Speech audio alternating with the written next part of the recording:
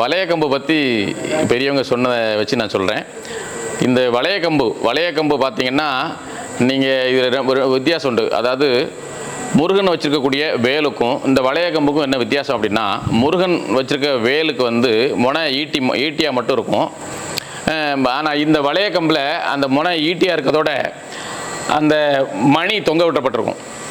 இதுக்கு என்ன காரணம்னா, படை வீரர்களும் மன்னர்களும் மக்களை பாதுகாக்கிறதுக்காக வேண்டி நகர்வலமோ ஊர்வலமோ வந்தாங்க அப்படின்னு சொன்னால், இரவு நேரத்தில் காவல் காக்கும் பொழுது வளையக்கம்பு வச்சு ஊர்வலம் வருவாங்க. அப்படி ஊரை சுற்றி வருகின்ற பொழுது இந்த மணிச்சத்தம் கேட்குது அப்படின்னு சொன்னால் மக்கள் வந்து நிம்மதியாக தூங்குவாங்க. நம்மளை பாதுகாக்கிறதுக்கு படை வீரர்கள் வந்திருக்கிறாங்க, இல்லை மன்னர் வந்திருக்கிறாரு அப்படிங்கிற அடையாளத்துக்கு தான் இந்த மணி.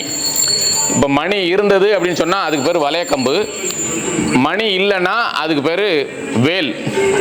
இந்த ரெண்டுமே பார்த்தீங்கன்னா படைவழி காவக்காரங்கள்ட்டையும் இருக்கும், மன்னரும் வேலை வச்சிருப்பார். அதனால தான் இந்த வளையக்கம்பு மக்களை பாதுகாக்கக்கூடிய இந்த மாடதேவதை கைகளில் இந்த வளையக்கம்பு இருக்குது. இதுதான் இந்த வளையக்கம்பினுடைய அடையாளம். இந்த வளையக்கம்போட இன்னொரு பெரிய சிறப்பு, இப்போ ஐயா சொன்னது மாதிரி அரசனோட காவல் பணி அப்படிங்கிற மாதிரி, ஒரு தாய் வந்து ஒரு குழந்தைக்கு தாலாட்டு பாடினா தான் குழந்தை தூங்கும். அதே மாதிரி ஒரு அரசனோட வருகை வந்து காவல் பணி வந்து சிறப்பாக இருந்தால் தான் மக்கள் மன நிம்மதியாக இருப்பாங்க.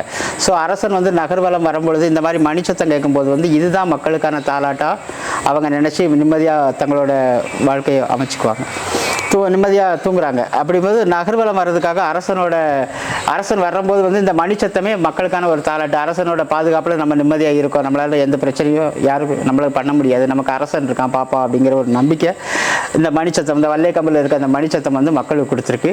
அப்படிப்பட்ட ஒரு வீர வளையத்தோட ஒரு வரலாறை பற்றி நம்ம இங்கே வந்து தெரிஞ்சுக்கிட்டோம். அதுக்காக கோயில் நிர்வாகத்துக்கு நாங்கள் வந்து நன்றி தெரிவிச்சுக்கிறோம்.